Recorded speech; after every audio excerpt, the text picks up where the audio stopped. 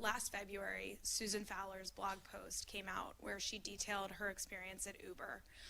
And then over the summer, we saw, a variety of venture capitalists who were outed for sexual harassment. And then, in October of last year, the Harvey Weinstein story broke. And I think at that point, a lot of the attention in this Me Too movement really shifted away from Silicon Valley.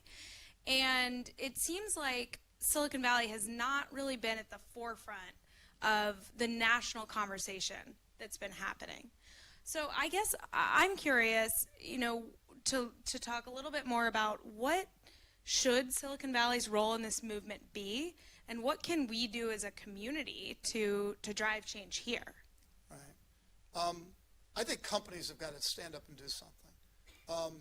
I think traditionally the answer, if you're a company, and the answer I was always taught when I first went out of the government and into the private world was, what we have training and we have a hotline.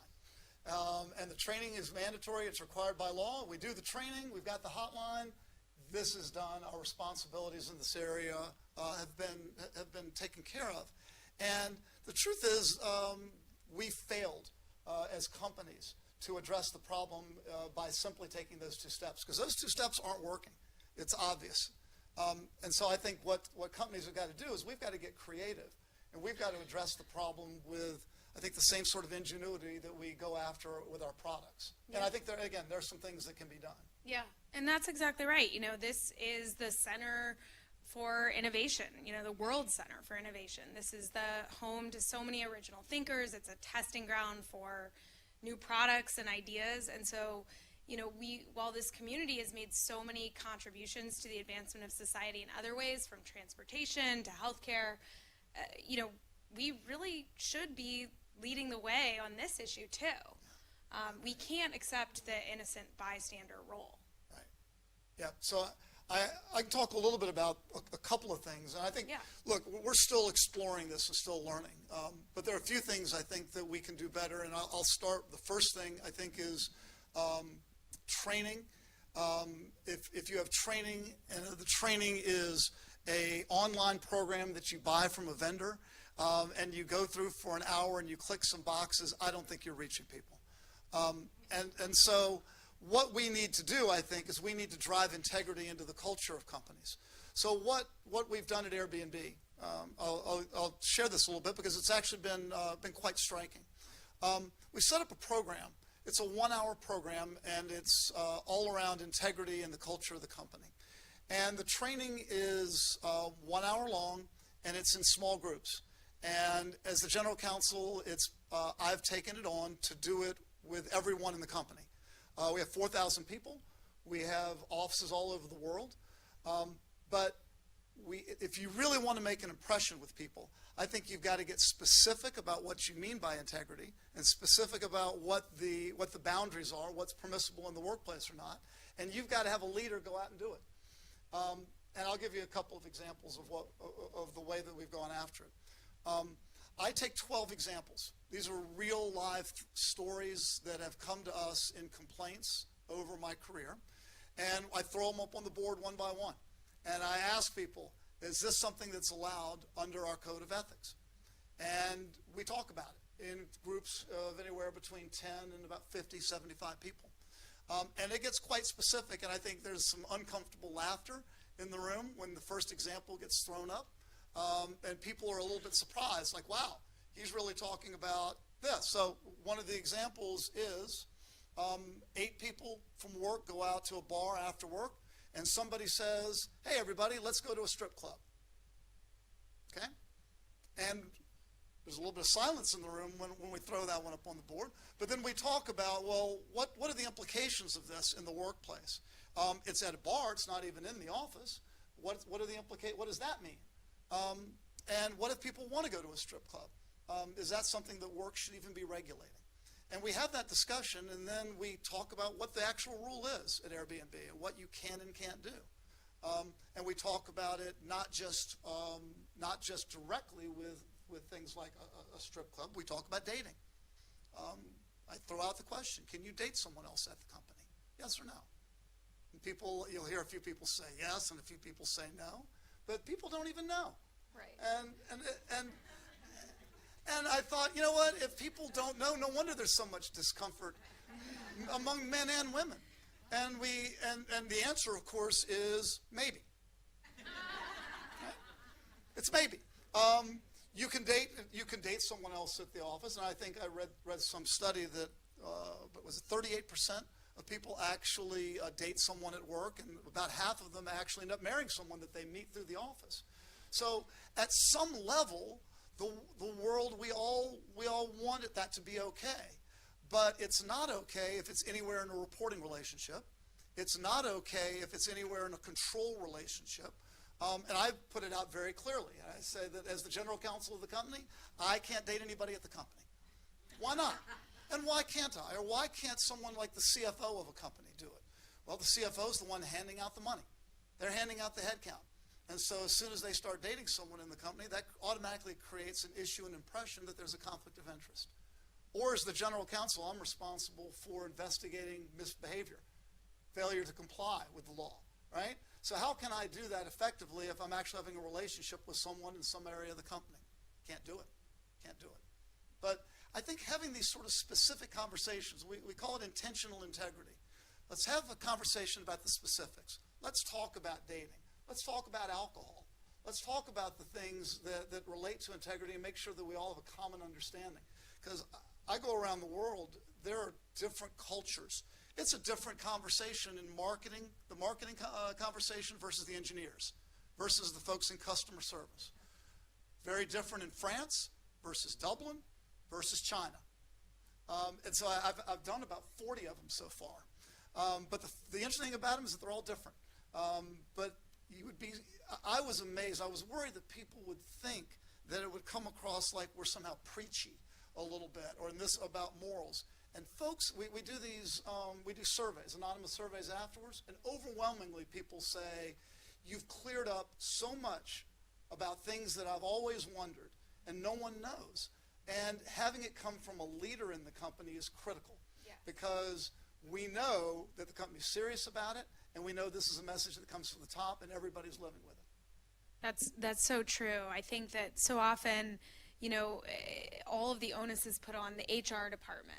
And it really does need to come from the leadership, so that people are hearing directly from them and they're making clear, what the values of the company are and what the policies are. Right. And so, you mentioned that the answer was different in France versus in Dublin versus marketing versus engineering. How do you're a global company. How do you manage those differences but still hold everyone accountable to the same values? Right. I'll tell you, the answers are not different, but the questions are different. Okay. The things that people focus on, right? Right. The things that the questions that you get, the tough ones, are very different depending on the group. But the key thing is the answer is the same everywhere. Yeah. We all have the same rules that we abide by, all around the world, all the different pockets. But the key thing is, I think, in so many companies, people sort of assume it. I often will start out the sessions by saying, how many people here in the room have integrity? And everyone raises their hand, right? But then when you actually start getting into the specifics of what you mean by integrity and what is allowed and what shouldn't be allowed, that's when it all breaks down. That's when folks are like, well, I'm not really sure what I should be doing in that circumstance. What are the rules around alcohol, for example? And they look at me and are saying, well, I really don't know. Does the company have a voice in what I'm drinking and how much I drink? Right. And it's fascinating to hear how everyone believes that they're a good person and trying to do the right thing, but how it breaks down when people start talking about, well, what do you mean by doing the right thing, and getting into the specifics. Yeah. And so I think that having this internal dialogue inside your company is so important, because as you pointed out, people don't always know the right answers to these questions, and it takes talking about them to really, kind of gain clarity on what is in and out of bounds, as you mentioned. What are some other things that you think companies can do to really drive change and make sure that their workplaces are, safe, inclusive, and equitable for everyone? Yeah. I'm going to go one more that relates back to the talks. It has to start at the top of the company. And in our particular case, it started with a conversation with the founders. Yeah. And then it went to the rest of the executive staff. Because I said, I'm not going to go out and do these presentations all around the world, and I'm not going to talk about integrity if the folks who are founding the company and who are the executives aren't going to live by it. That's the worst thing you could do. Better to say nothing. Yes. Right? Than to go out and say one thing and have the leadership act another way. So you've got to start with getting alignment at the very top of the company. The top leaders of the company have to all be aligned around what the rules and the behaviors are going to be, and everybody's got to say, I'm going to live by it. Yeah. Everybody's going to say, I agree, and if I don't live by it, I'll accept the consequences like anyone else. So you have to start, I think, with that alignment. Then you have to have, I think, a very visible show somehow from the leadership of the company that this is important, and a dialogue around what you mean by integrity and be intentional about it. Right. I think that's at the start of it. Yeah. And what about things like, having more women in leadership? I think that, the data shows that companies that do have more women in leadership have fewer instances of sexual harassment. I was stunned. We were talking earlier, and you told me that you started working at a company, and there were 40 people at the company, and you were the first woman who was not an executive assistant there. Yeah. That, to me, that is a ripe grounds for problems. Right? And I think that if you want to ward off problems, the more women you have in leadership, or the more balance you have in leadership, by the way, I think diversity in leadership, I think, is critical. Yeah. And that, I think, will serve you well in preventing problems. If you have if you had an all-men leadership team, that doesn't mean that it's necessarily going to have sexual harassment issues. But boy, I think the opportunity and problem is there. And I think there's no safe place for a woman in that kind of a circumstance. So yeah. I think there needs to be in a company, and there should be multiple. Yeah. And, I think there's almost no company that's going to be completely safeguarded from dealing with these issues. So, what, as a general counsel, what advice can you offer for companies that do face an incident? What should they do when a claim is brought forward? Right. I think when a claim is brought forward about sexual harassment, the company's watching. Yeah. Right? I mean, you have to know that people are looking to see what you're going to do. It's not one person that's just bringing a claim alone, I think. I think that in situations where I've seen it, a number of people know that something's going on. It now gets thrown to the company, either the HR and through the legal department. What are you going to do? It's a moment of truth, really, because if you fail there, then the culture's in huge trouble. And I think you're in danger of problem after problem. Right. So, you obviously have to thoroughly investigate a matter. If there's any issue at all, bring in an independent investigator. Right. That way, you can feel, and everyone can understand that this wasn't something that was biased by internal relationships. And when you do have findings, one thing that's troubled me about the movement is learning about the silencing of victims as part of these cases. We've already talked about it internally and said we will never require a victim to be silent as part of any deal that we do. We should be willing to live with however we've handled a case.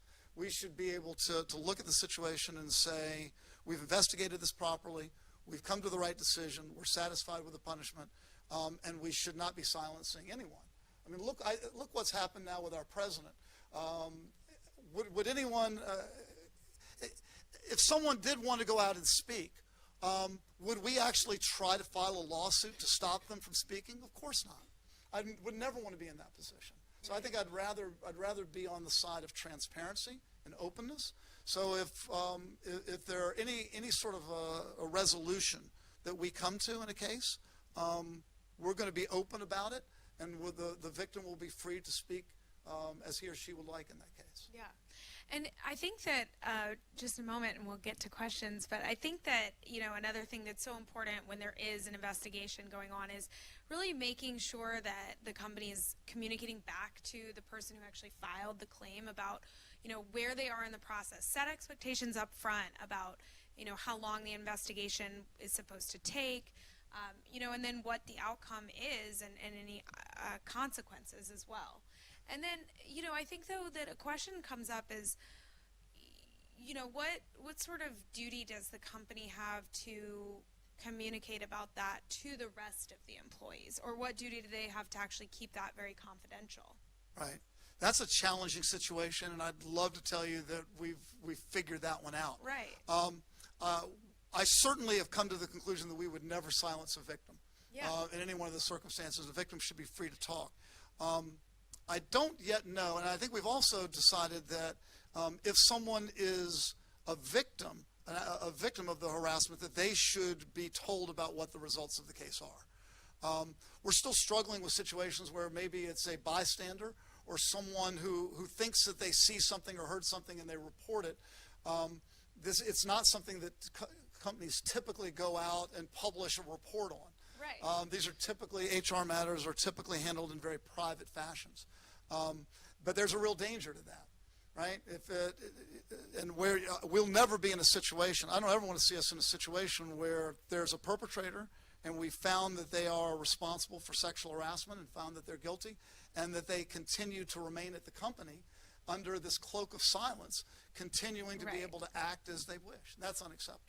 And it seems like rather than exposing the details of a specific incident to the rest of the employees, it's really mostly important that leadership communicates to employees about what their principles are and what they're going to hold any employee accountable to. So, not going into specifics about any particular case, but more just talking broadly about here are policies, here are principles, here's how we investigate when there is an incident brought forward, and we're going to hold ourselves accountable to these principles regardless of who is involved in the case. Yes, I think a board of directors plays an important role here too. We've had some good talks with our board, and I think having a board play an active role in this is critical.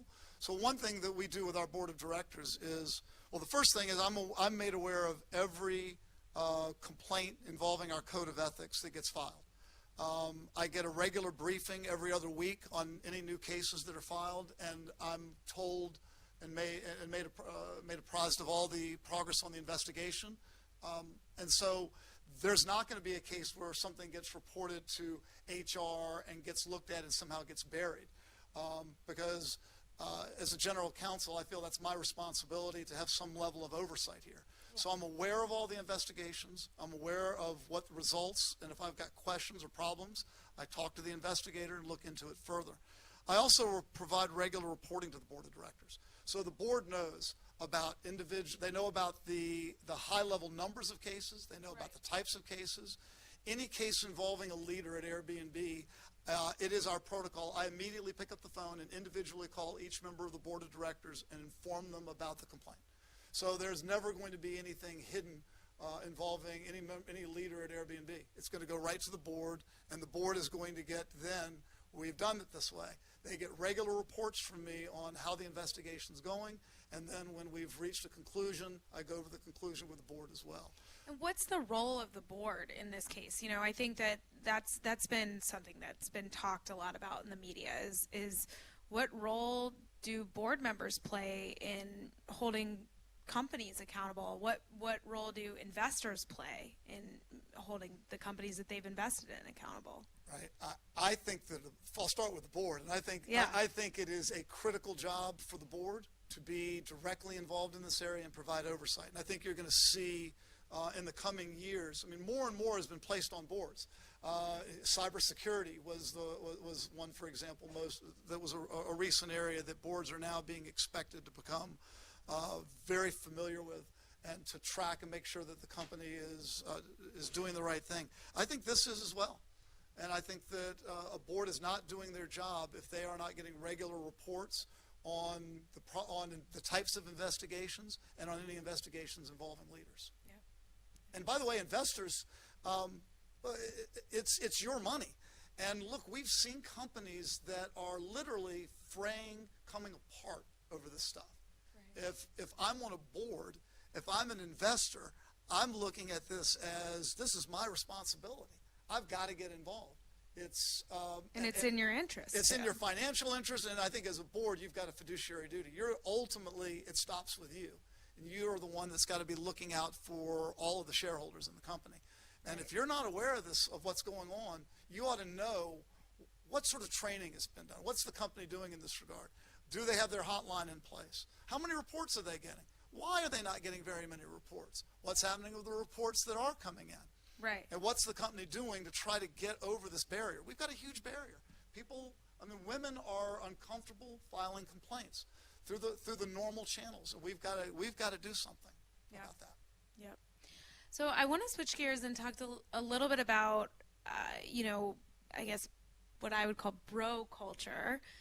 There's a book that came out recently called Brotopia, Breaking Up the Boys Club of Silicon Valley, and it talks a lot about this bro culture, which is, you talked a little bit about it earlier, and it's really that the more subtle forms of sexual harassment. And so I'm curious, what can companies do to try to extinguish that bro culture? Hire more women in leadership positions. Yep. First, I think that diversity in leadership is the most important thing you can do to break up this kind of culture, frankly. And that is so far and away the number one most important thing that I can't emphasize that enough. Now, there are other things. When we talk about what it means to be a leader in a company, we've seen situations where managers are going out and playing golf with a couple of their direct reports on the weekend.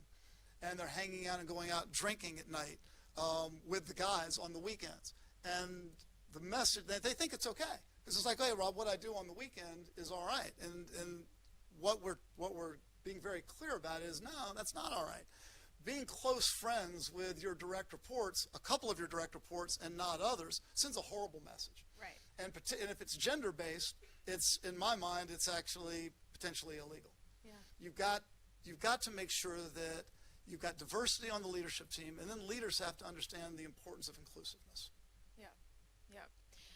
And this brings me to the next point, which is that, I think that men really do want to participate in this conversation, but they oftentimes don't have, they don't feel comfortable participating because they're afraid that what they say might fall under scrutiny, that it could actually end in a bad outcome for them if they say the wrong thing. So, how can we make men feel more comfortable participating in this conversation? There's so much courage that someone has to go through to raise a complaint. That's courage to me. If you are in a situation where you are being harassed at work, right. And someone is threatening you with silence, and you have no place to go, and you have to trust some hierarchy and a hotline, we're asking women, or we're asking victims to have that level of trust and to come out in courage. I would encourage men, don't be afraid to speak up. If you say something that doesn't come out right, hopefully everyone will understand that your intentions are in the right place. Yeah. And so, to me, it's just we cannot be bystanders. And a message that we try to get across at the company. You can't stand on the sidelines on this. Yeah. You have an obligation to the company. You have an obligation to your fellow man to step up and make sure, just like I teach my kids in middle school about bullies. This is bullying. It's adult bullying in a lot of ways. You can't stand on the playground and watch while someone else is abused and treated this way. You got to step in. Because if you don't step in, the bully's coming for you. Somebody's got to step up at some point. And like the Me Too movement, there's often power in numbers. So step up next to somebody. Get involved. And what does that mean? It's calling each other out, pulling a guy aside if you saw something that he did or said in the workplace? Why not? Yeah, no, right? I agree. I think that We all owe it to our fellow employees to make folks feel comfortable at work, get the most out of all employees. And if you see someone getting treated that way, to me it's your obligation. I mean, certainly as a leader, if any leader saw that kind of behavior and didn't act, I'd be really disappointed. But even you shouldn't have to be a leader. Right. You should just look and see, just like you were taught on the playground at school. We all learned. Hopefully, we learned empathy. And this is about putting yourself in the shoes of the other person and seeing how they're being treated, and saying, you know what, that's not right. I need to step in and do something about it. And I think it's up to a company to create a culture and encourage employees to do that. And encourage people to step up and say, look, you own this culture. We all own this culture. If you see something like this, pull the person aside. Say something to them. Go talk to the victim a little bit and say, hey, that didn't seem right to me. Are you okay? Because, frankly, I'm worried. We need safe places where people who are victims of this sort of behavior, we need safe places where they can talk. Right. And I think that that's really the power of the conversations that you're having internally at Airbnb is, giving men and women a safe space to have those conversations, to ask questions. Because I do think that a lot of the reason why men maybe aren't comfortable participating is because they're not,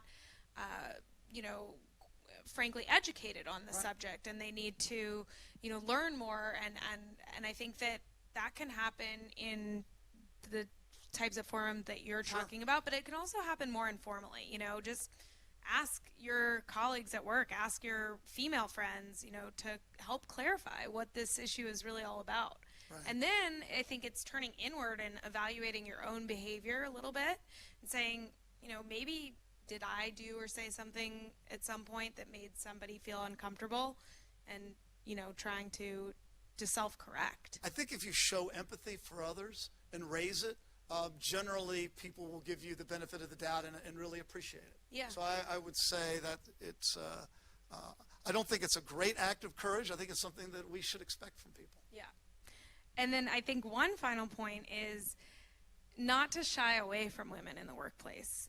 This is something that I think is a reaction that has come out of this movement, is men saying, well, it'd just be easier if I avoid the women in the workplace. That way I don't put myself in a risky position. That's not the right No, that's answer. the wrong answer. Yeah. And again, part of this is be intentional about what the rules are. Because if men don't know that, can you ask someone out on a date, and they don't know whether that's right or wrong, then I can understand a little discomfort. So let's make sure that everybody understands the rules at your particular company. Are you allowed to go out on a date with somebody? Are you allowed to ask them out? I mean, at Airbnb, we have the rule that I heard Facebook has the same rule. You can ask someone out once. That's great. If the person says yes, that's terrific, as long as you're not in a reporting line or a power relationship. And if the person says, I'm busy. If the person says busy, then that's the end of it. That's a People, no. and I actually told people in when we do the seminars, I say, if you're interested in the person, but you really are busy, then it's on you. Then you're going to need to step up the next time. Because you're going to have to understand that we don't want people to feel uncomfortable at work, and we don't want people like ducking into the bathroom or not going to meetings just because they don't want to see the person because you're afraid they're going to get asked out again and again. So this is to protect you. Ask out once, and that's it. If there's a no, then you've got to move on. I think that's pretty reasonable. That sounds fair to me. I'd love to talk a little bit about what you're doing and also about the role of third-party organizations. There's one, an interesting catch-22 that victims of sexual harassment are in a company is there's no safe place to go, right? So they are afraid to report because they feel as though, well, I'm alone. It might be my word against the other person's word. So, and I'm uncomfortable going up against someone in power, particularly when it's just me and my voice. Reporting anonymously has the problems we discussed. One thing that's interesting are these almost a third-party information storage companies, or there are a couple that are out there now. Jillian, again, what I spoke of earlier, a safe place where someone can go and share the experience without worrying that it's going to then have to be reported to HR and have to then get them in trouble. Right. So what I am looking for, I think, at Airbnb is what kind of service can we provide to our employees where there's a safe place, a third party, a place where they can go and get advice, learn about what the options are. Yeah. Because right now, I think inside of companies, there's a fear, and folks aren't doing it. Yeah, absolutely. And there are a number of great organizations out there that provide support to victims. There's, RAIN, which has a hotline that, they're a third party. There's another organization called Better Brave that's focused on, helping provide resources and letting people know what their rights are. At the Purple Campaign, what we're really focused on is, one, as I mentioned earlier, working with companies to help them create change internally. And that's, really starts with cultural transformation, because as we know, this is a cultural problem and it's deeply rooted. And then, also focused on public policy change. But, what we're also starting to do is, I think there's a lot of people that they want to create change in their own workplaces, in their own communities, and there hasn't yet been an organizing function or force to help them do that. And so that's really, a void that we're filling in the Purple Campaign, and that's, organizing action campaigns to help people, kind of funnel their energy and passion for this issue toward real change. And then also creating resources for employees to actually, start a conversation in their own workplace. So not everyone's going to be fortunate to work in a company like Airbnb, where you, as a leader, have, started having these conversations with employees.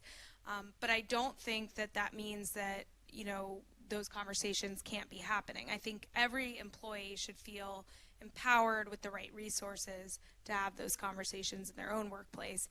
And so we're helping provide those resources for them to do that. Right. So you're working directly with companies. Working directly with companies, and then also giving regular employees, the general public, resources to actually, start having those conversations and create change within their own workplaces. Right. Yeah, I think one thing we've got to do better, and I think companies need to do better, is help connect employees with these sorts of outside resources, because there's a lack of trust in the internal resources. Right. And I'd love to build up the trust in the internal resources, but I've also got to be realistic that people need help. Yeah.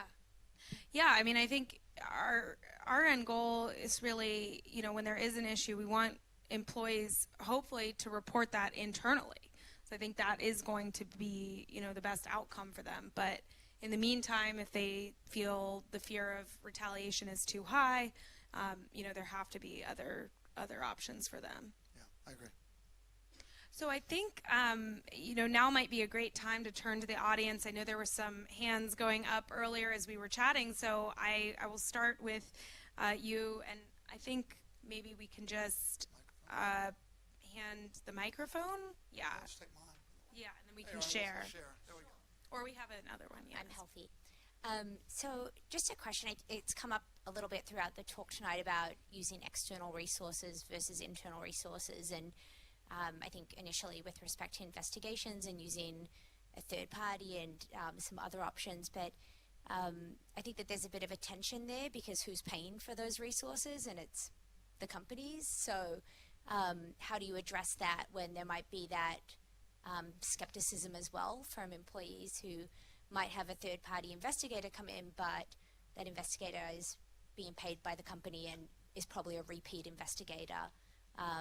So just curious as to how you would respond to that. Yeah. It's, when it comes to having sort of a nonprofit, some place that employees could go, I'm actually looking into this right now. It's got to be part of an employee assistance program, but we have to overcome that fear.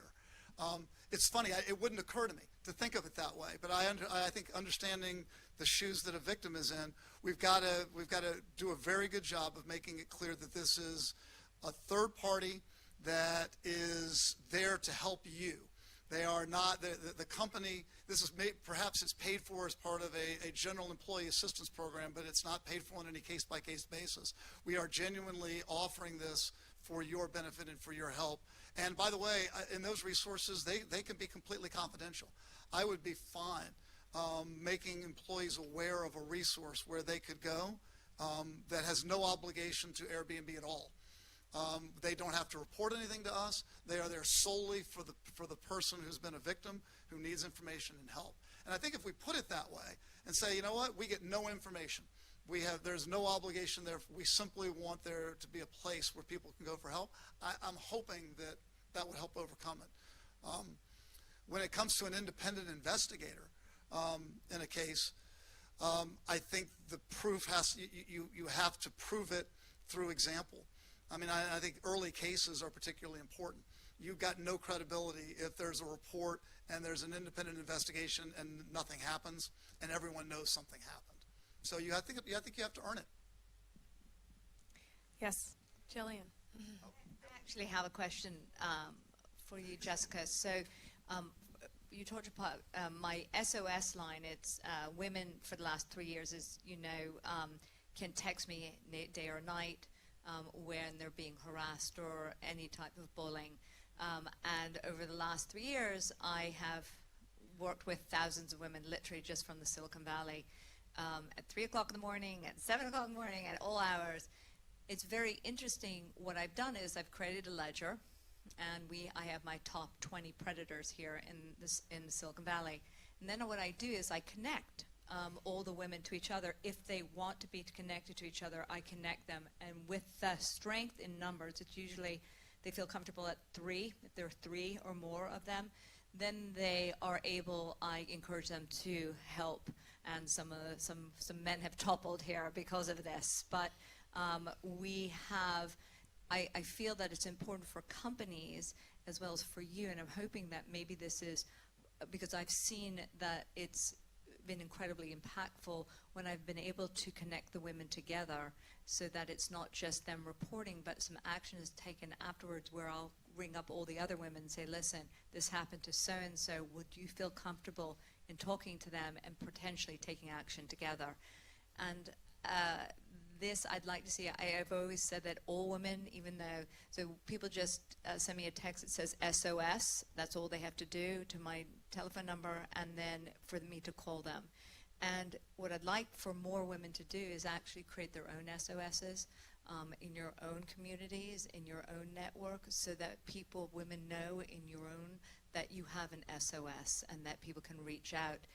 With you're developing this product. I'm hoping or wondering, and Rob, maybe you can sound on this, is it possible to add that functionality, if you will, where you could connect with permission the women so that they can feel empowered, similar to how the Me Too, this is mini Me Too movements?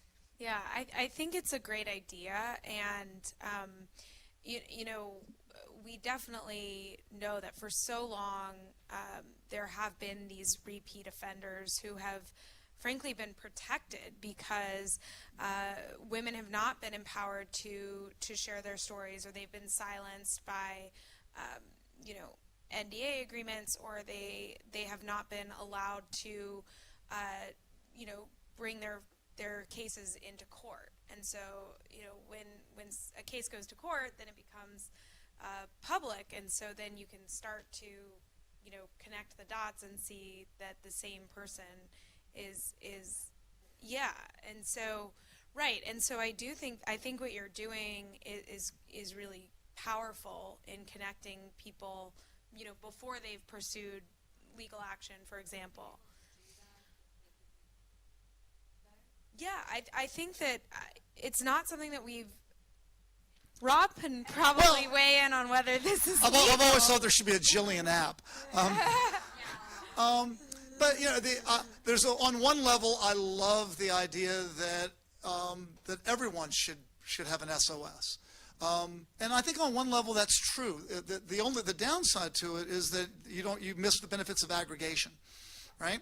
So if there are 1,000 different people who have SOSs, then you don't have the benefit of being able to connect people. I love the idea of a nonprofit that could play the role not only of counseling and helping people through these situations, but say, look, we will not pass your name along without your permission, but if you're interested, we will connect if we get another complaint involving the same person at the company. Are you interested? Apparently colleges, I read somewhere that colleges actually did this, and it automatically triggered when the second complaint against the same person was filed. The first one got released with a timestamp.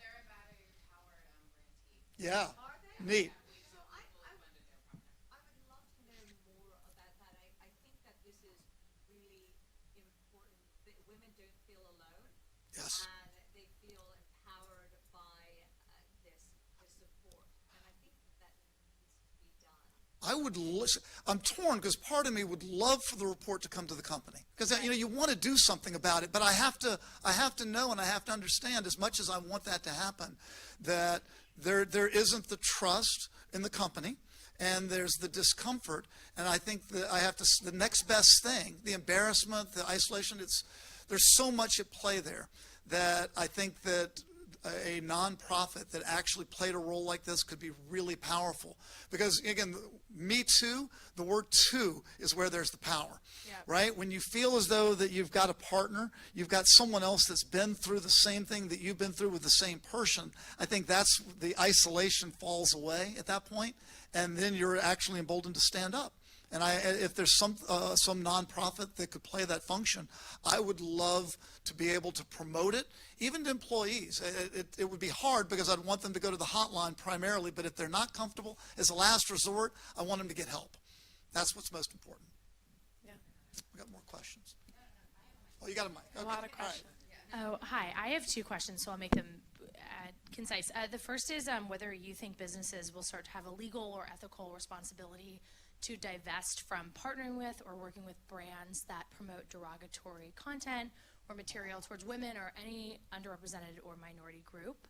It's something that is an interesting idea because it expands so rapidly. And I think the second question is, how do you as a parent think that women or young men should talk to people who are older than them or even their parents about the uncomfortable experiences they've had that their parents might not be aware of? Or people who are older. It's a tough question. I've got a 17-year-old daughter, and I've gone through this. And my daughter, she wants to be an actress too, of all things. So part of me has been thrilled with the movement in that sense, because the field of acting has had the reputation that this sort of thing is going on, and I've been worried for my daughter. And I had talked to my daughter about it, and so all these revelations, I think, have made me.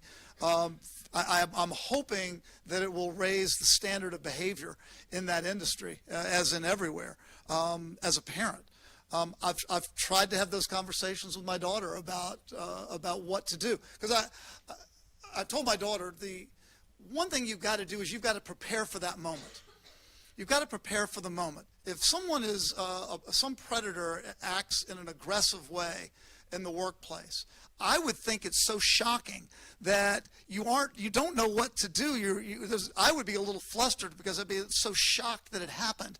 And I told my daughter, you need to prepare for that moment. Think about it in advance, because only if you've thought about it in advance do you know what your reaction is going to be. And we've even talked about the reaction, and the reaction has got to be that you've got to be very, very confident and forceful and let that person know that what they just did was out of bounds and not welcome. That's the primary first, show strength, right? And then we talked about a couple of other things that I would tell anyone that goes through this, about taking notes, about what happened immediately thereafter, because a lot of times this can become a debate about facts. But I think preparing for that, having the conversation that you talked about with young people and preparing them for the moment, what would you do if this happened to you, I think would be very positive. And by the way, the other point I thought was a great one as well. At a company like Airbnb, I think we want partners that are consistent with our core values. And having core values is something that's very important to the company. I think it drives what we do, and it's something that we look for not only in what we do internally, but in the partnerships that we choose. We try.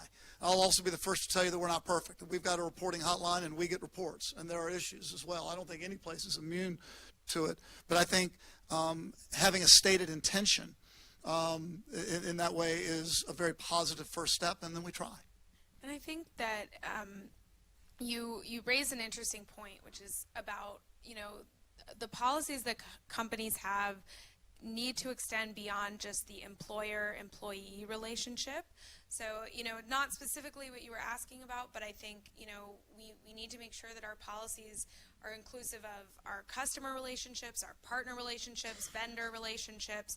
There are so many other people that employees interact with, in the workplace that aren't necessarily employed by the same company as you. And so those relationships need to be covered and protected as well. Other questions? Keely. Hi. Okay. So you guys talked about the Silicon Valley community. I guess, Rob, did you guys come up with kind of the talks that you're having and the policies and procedures that you put in place yourselves? Are you talking to other tech companies in the community about what they're doing? Is there any type of kind of best practice sharing that's already in place, or do you think there should be? How does that work, I guess? It's going on in pockets right now, where GCs who know other GCs are talking with each other about it a little bit. What's missing, I think, is a bigger, I hate the word movement, but a broader movement right now isn't there yet. But GCs are talking about it. They read what's going on in the world and understand that the world's changing, and that they need to be part of this and figure it out. So I'm talking to GCs that are friends of mine about, and we're listening to each other's ideas. So yes. That's really one of the gaps that we're filling at the Purple campaign. We're establishing 3 councils. One is a business and tech council. The second is a law and policy council, and then the third is a labor and workers council. And the idea is to bring together industry experts from these different fields to have them, weigh in on some of the policies that we're recommending for companies and also public policy. And then what we'd also like to do is, on a periodic basis, is bring those 3 separate councils together to actually talk to each other and bridge the gap. Because right now, the public policy is being, determined by lawmakers, and then there's the business folks, and we need to bridge that gap to make sure that their interests are all, represented. Oh, sorry, you have the mic. Sorry. Whoever's got the mic has got it. First, this has been really a great conversation, really just buzzing with ideas. But I had a question with respect to companies that are large enough to have, VC backing, but they don't have general counsel. So, the remedies that you proposed, assuming you're talking about a team that doesn't have a point person, what would you suggest for them, especially if they've tolerated a culture of untouchables? It doesn't have to be a general counsel, but it needs to be a leader. Somebody who's a leader in a company has got to sit up, take notice of this, and say, I'm going to take responsibility. Head of HR, every company has to have a leader. And by the way, it can be a product person. It can be an engineer. It doesn't matter. But I think it has to be someone who's a leader in the company that people look up to. When that person speaks, everyone understands that what this person says has the weight of the founder, the CEO. It's coming from the top of the company. And I think the message has to. And I think that it doesn't have to be the lawyer. And in fact, in a lot of companies, it isn't necessarily the lawyer. We actually, at the Purple campaign, we just released 2 sample policies, a code of conduct and an employee agreement. And these can be downloaded on our website, and they're, they can be intended for any size company. Really, we actually put them together in partnership with an organization called Election University that's focused on campaigns, political campaigns. And, at political campaigns, there's obviously the really big campaigns that you hear about, like the presidential campaigns that, of course, have, HR, and they have an operations function. But there's so many campaigns out there that might just be one staffer plus the candidate.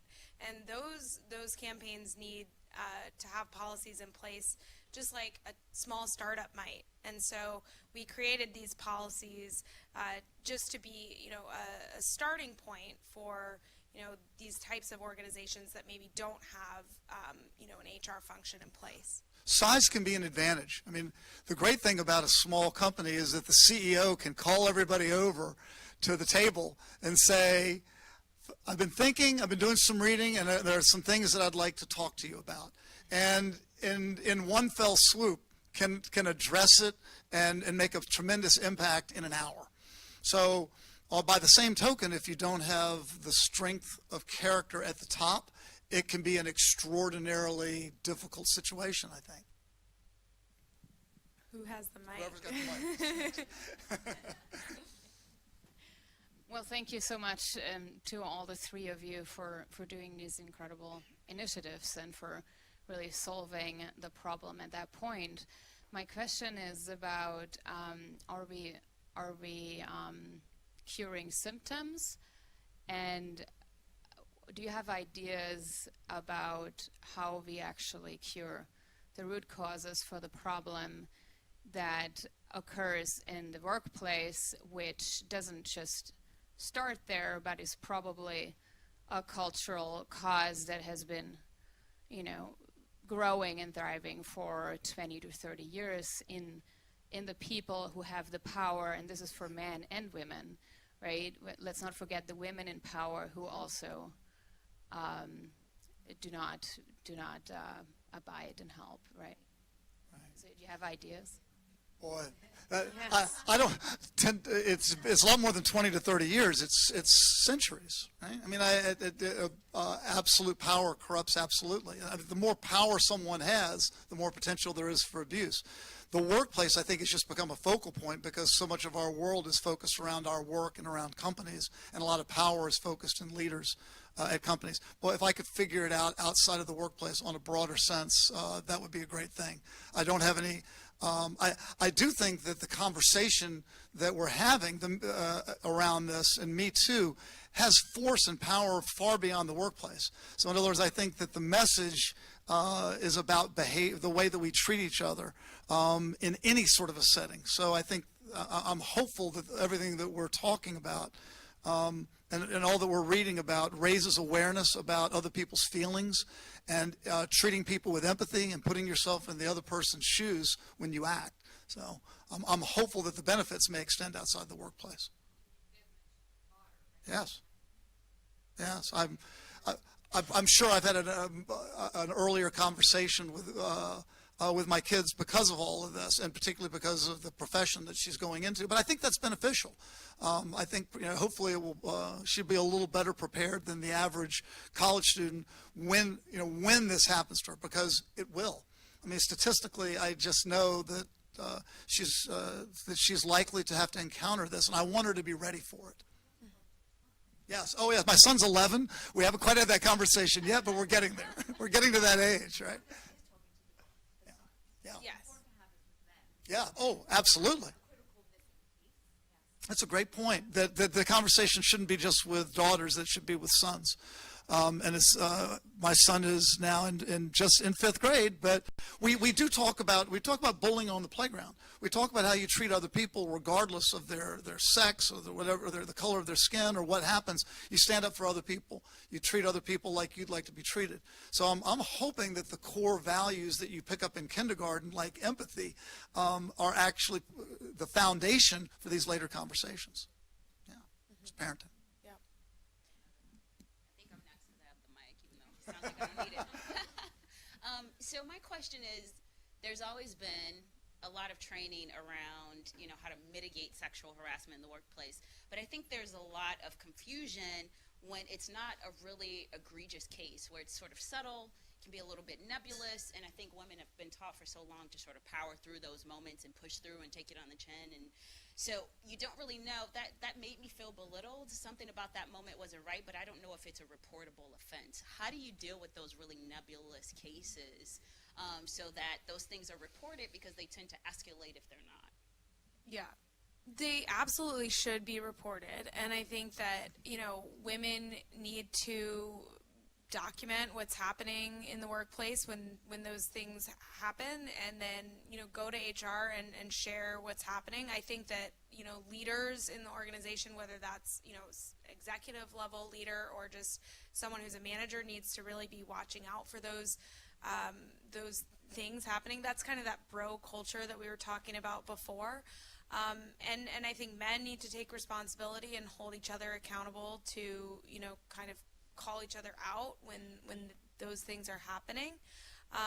But, you know, and I think just small things too can make a difference. It's kind of a hack, but, you know, can you do a seating reconfiguration and you know, kind of mix up who sits next to each other? That kind of thing can make a pretty big difference actually in, you know, the conversation that's happening just among people at their desks.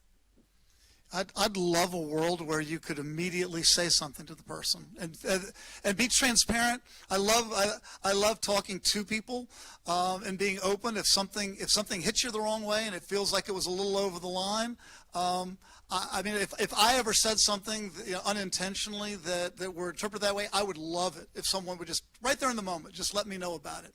And I hope that we have cultures at our workplaces where people are comfortable and encouraged to do that. Can I just add to that one thing, because this is what I work a lot on with. But what Rob is saying, so there are two things I say to women, and the first thing is, first of all, keep your composure. I say this to all women. The minute that you lose control, okay, is the minute they rob you of your power. So keep that very mindful in the workplace. Don't cry, don't freak out, don't start screaming, keep it together, right? And with that mindfulness, do exactly what Rob is saying, you know what? Very quietly, very much in control, that really wasn't appropriate. Okay, and just like that, not you son of a bitch, not how dare you say this, not anything like that. Streaming on the internet. That's right, that's right. Not posting it, not tweeting it, not anything. I always tell women to stay tenacious but gracious. Okay, so just stay in that moment and say, you know what, that really wasn't right.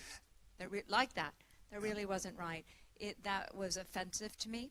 Now, the interesting part of the Me Too movement is that actually men cannot come back and say, well, that's so stupid, you say, of course, because they are on, you know, we're watching them. Sorry to all men, I don't mean to offend Robbie. But you're being watched. So if we bring this to your attention, okay, there are very few men now who are going to be like, well, that's absurd. You know, like, don't be like that. Don't be such a biatch, right? Yeah. You're not going to get that as much anymore. You're going to be, there are a lot of men, I have men using my SOS now. I had this one young man who SOS'd me, and he was flipping his lid. And it was funny. Sorry, don't mean to but basically he said to me, Jillian, he said, that was an SOS. I'm a man and I work here, and please, you need to call me back. And I said, okay, I'm going to give that. So I rang him back. He said, I just told a woman that I liked her sweater because it reminded me of my mom's sweater. My mother passed away a while ago, and I just really loved that sweater. And it reminded me, and it was a good feeling. He said, but I think she took it that I was looking at her breasts, and I got him on the phone, and I said, okay, you need to go to that woman and say, it's all about communication. We're lacking communication. We're all in silos now. And the worrisome part about Me Too or any movement is that the men go to one corner, the women go to another corner, and now we're in corners of a ring. And so I think we need to have better communication around. I said, go to her and say, did I insult you? You know, I really didn't mean, just so that you know, this was, if I offended you. So what, Rob, you're saying? Yeah, in other words, tell the story about the grandmother. Yes. And say, you know something, you know, maybe I realized after I said it that you may have, you probably took it the wrong way. It struck me because there was something about the sweater that reminded me of something that someone very dear to me used to wear, and that was very meaningful to me. And I just want you to know that my heart was in the right place. I didn't mean anything sexual by it. But it's that notion again of talking to each other. Yeah, and so, you know, say it to men. Say, you know what, I think you could, if I misunderstood you, then maybe I did, but it's the way you said it. And so it's really up to us to educate men right now, and to educate our children, our sons, okay, for which I have 3. And I think that's on us to instill the values in these young founders. We always talk at our Structure Capital, we always talk about investing in founders with values, just not valuation. We invest in values, not just valuation. And I think that's a lot of what we need to be doing. So I say to all women, never have anybody steal your power by flipping your lid. Keep it together, communicate the problem with dignity, and that's all I'm going to say on this, but this is something that's really... Yeah, but and that to me, again, is be prepared. Be prepared. It's going to happen. Now, are you ready for it? What are you going to say? And I think it's a lot easier to be tenacious and gracious, to handle it the way that you're really proud of if you've thought about your response in advance. Because, boy, if that hit me out of the blue, someone did something like that, I think I'd be so shocked, I don't know what I'd do. Really. So I think this question is partly for you, Rob, but for everyone else as well, because I was recently at a blockchain event where there had been some misconduct sexually, and it was written up about, and we were discussing the article. And at that time, actually, it was interesting, a few women in the space actually brought up the concept of a counsel, an unbiased counsel you could go to, and both sides could talk about it, and it didn't have to go to legal action. It didn't have to go to a formal complaint. Yeah. I know, so that's why I thought it was within a company. So the problem is, I think within a company, even a council, if there's anyone from any form of leadership or management on that council, they now have a legal obligation to report it. So that's why we talk about a third party. I'm not wild about sending it out, but legally that may be the best option. As a community, I mean, third party immediately, I think we brought up some of the things that people fear, who's funding it, this and that. And so again, this isn't a well thought out idea. It was just something I heard about. But these things happen in other circumstances outside of work as well. And so I think that is even a peer council where we all can discuss these things and get advice. So maybe it's more of a community thing we put together as well. Even your friends. I mean, we all need to be there for each other. Everyone who goes through this needs a safe place. And the problem is there's not a safe place at work. Because HR, unfortunately, I mean, HR is there for the company. A manager or a leader who you might want to go to for advice is under a legal obligation to then take what you say and go talk to someone. And everyone wants to do the right thing, but unfortunately, within the company, there may not be that safe place. Okay, so maybe I'm talking about a third party, but which is why I get back to this idea of a community outside of work or a third party that can fulfill that function. Okay. Right? We're on to something. Let's do this, you guys. And I think we have time for just two more questions. So we'll go here and then to you. So talking about doing the right thing and being somebody who's sort of in a role of trying to help the company do the right thing, I've seen situations where networks have been activated. You find out that a candidate maybe was terminated from a prior position, but you don't know the details. Right? So you don't know what happened. You can't investigate, but you're on maybe some notice, legal notice, maybe not, but whatever. You're trying to do the right thing, and you don't want to bring somebody in. How do you handle that? We've had this. We've had situations. Obviously it's hard, but I know what we do. We pass. Yeah. We pass on. Yeah. We passed on a number of candidates where we found out through people that you know or through reference checks and the like, you find out about it. And it's a little troubling because you want to be fair. You don't want to be relying on hearsay, proof. But unfortunately, in this world, that's all you've got. No one takes the results of investigations and posts them on the internet and gives a LinkedIn profile, a scarlet letter, right? I mean, so unfortunately, you're put in a position with a company, if you see some smoke with a candidate, you back off. Yeah. Oh no! Oh, I'm talking about perpetrators only. Oh, not a victim. Oh, a victim would have no impact. I mean, my personal view, I would respect someone that stood up for themselves as a victim. I'm talking about as a perpetrator. I don't think every company would deal with that necessarily. I can tell you, I've been in the room with the founder of the company where there was a candidate that we liked, and then the information came up, and we sat and we talked about the information. We talked about how we felt as far as its reliability. Obviously, it was nothing we could prove, and the answer was pass. Yeah. It's not worth it. And there's a part of me that feels like that may not be fair, but in this world, that's the best, that's the only evidence I've got, unless there's actually a published lawsuit on the case. So we pass. That's what we do. Yeah. We have one more back there, right? Right there.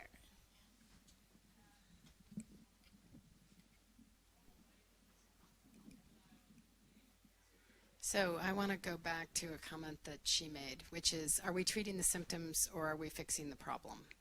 And both of you earlier, maybe I'm incorrect, maybe it was just you, made the comment that really the solution here is having more women in senior level roles at the organization. There's an abundance of data that there is a glass ceiling for women in tech, and that women don't make it to those senior levels, and that they actually leave the industry because they get discouraged because they don't get advanced. So my question is, what are we doing about that? And how are we going to fix that problem? Because that will really help to fix a lot, maybe not all, but a lot of the problems that we're talking about in this room. You want to take No, it's a great question, and the data certainly shows that. I think just really quickly what that data is. I think women are leaving tech twice as fast as men, and they're not leaving the workforce. They're just going to other industries. And we also know that the pay gap is 5 times worse in tech than the national average. So you're absolutely right, and there's many more statistics that we could go on and on about. I think that, to solve that problem, number one, we need to take a really hard look at our hiring practices. We need to take a look at our performance reviews, how those are conducted, and also work distribution.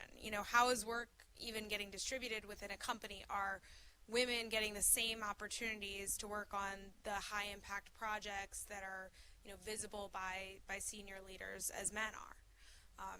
I think those are some of the initial steps, and companies really do need to look at those practices very closely and make some real changes.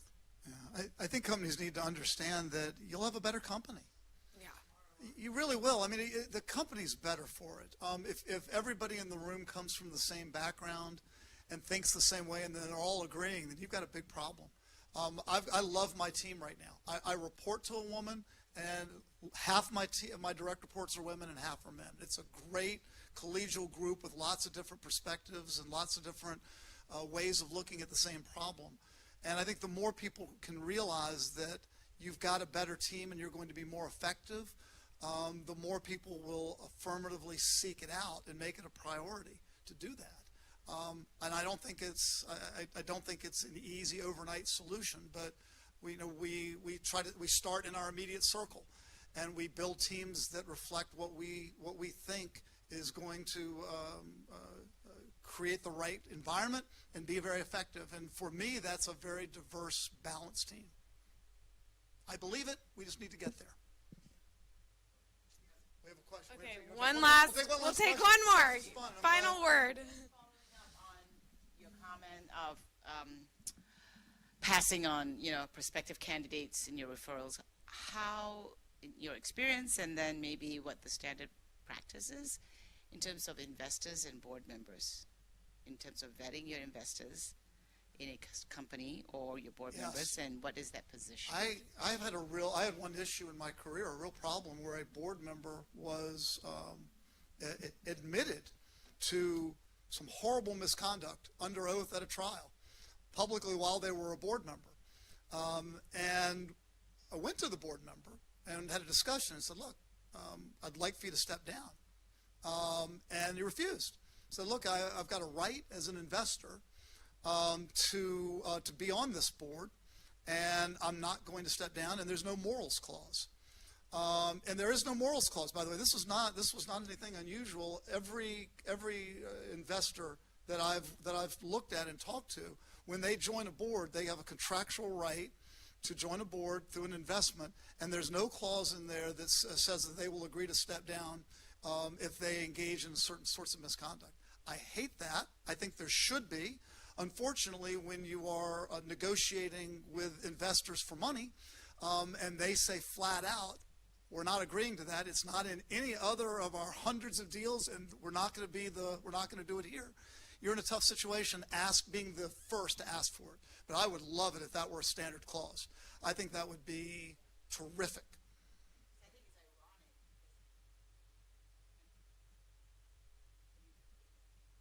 Sure. It's a double standard. I will say this. Let me say this about it. If it were a board member, our board members, and this I think is pretty standard throughout the Valley, are subject to the same code of ethics as every employee. And so if a board member were on the board as an independent board member, not through investment, as an independent board member, then they could be voted off by the other board members. They would be subject to the same code of ethics. And I feel good about that.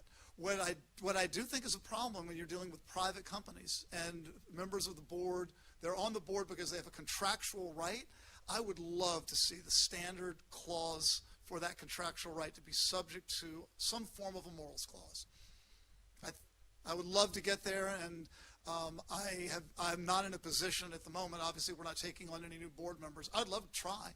I tried one time, and doing something new in this regard is tough because the investors simply say, I've never done it in any one of my hundreds of deals. I've never heard of any investor doing it anywhere else, so I'm not going to put myself in that position. There you are. And then the problem is, what do you do as a company if you need the money? Then don't take the money, right? Then, yeah, maybe you're in that position. Yeah, maybe you should. Maybe you're right. Maybe you're right.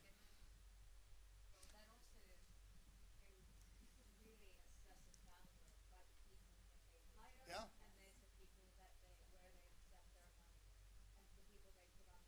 Right. Yeah.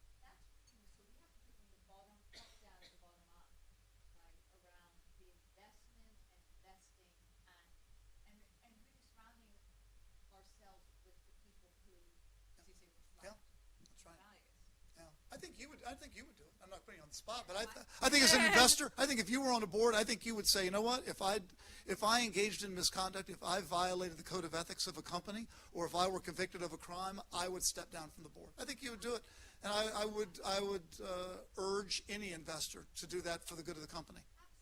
Good. Okay. That's a good tone. That's a good point to end on. On that note, thank you. Thank you, everyone. Thanks so much for your great questions.